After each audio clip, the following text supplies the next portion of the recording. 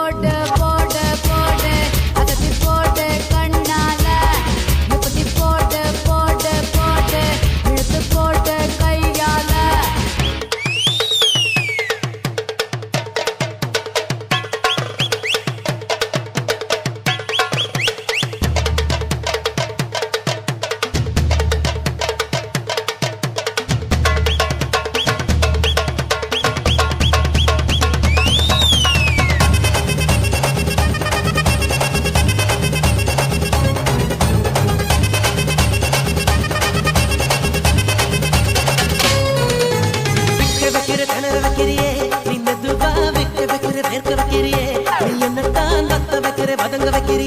இது சரிதான்